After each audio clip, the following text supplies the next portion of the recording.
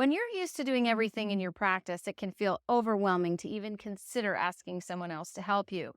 Where do you even begin? A useful business management practice that can help you with this is the 80/20 principle. The 80/20 principle shows up in lots of different industries and organizations, also known as the Pareto principle. It's the idea that roughly 80% of the effects come from just 20% of the causes. In business, 80% of a company's revenue tends to come from 20% of its customers. When it comes to productivity, the principle suggests that 80% of the results are generated by 20% of the efforts.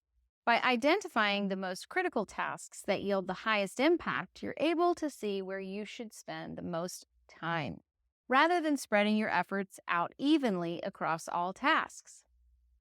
As you transition your business from traditional therapy and adding intensive therapy, you can also use the 80/20 principle to sort out what tasks you've taken on that might be better off delegated to others.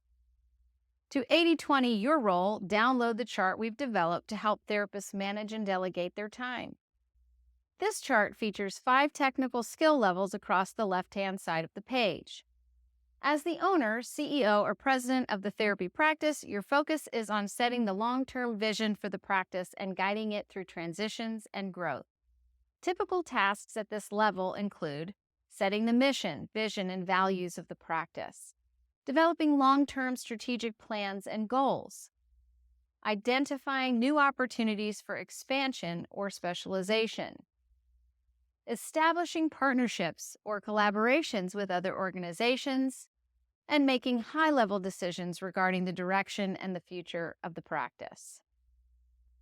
At this level, tasks involve translating the long-term vision set by leadership into actionable strategies, conducting market analysis and identifying target demographics, developing marketing strategies to promote the practice and attract clients, creating business plans and budgets aligned with the overall vision, designing programs or services based on client needs and market trends, and evaluating potential risks and developing contingency plans.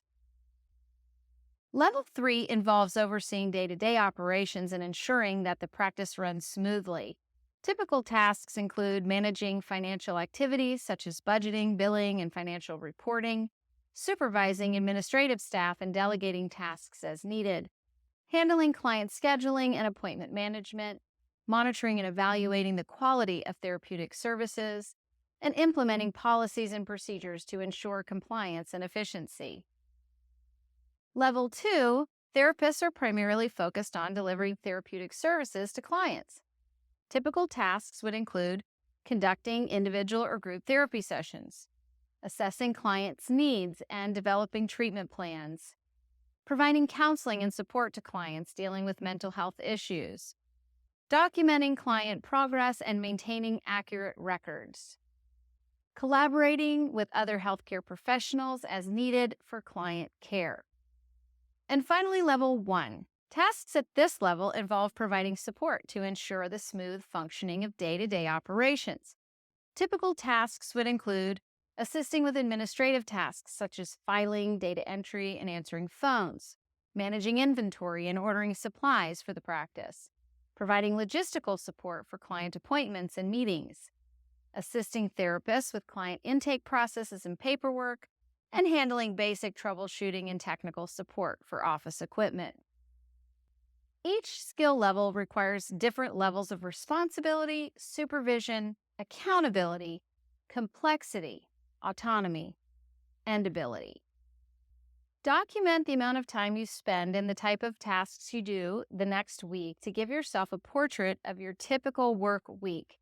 We've made a chart you can download for this activity, and as you can see here, it shows each skill level and gives you a place to list current daily tasks and responsibilities, as well as the amount of time spent weekly. Consider the time that you spend this week on Level 5 leadership, Level 4 strategic planning, Level 3 managing operations, Level 2 executing operations, and Level 1 supporting operations.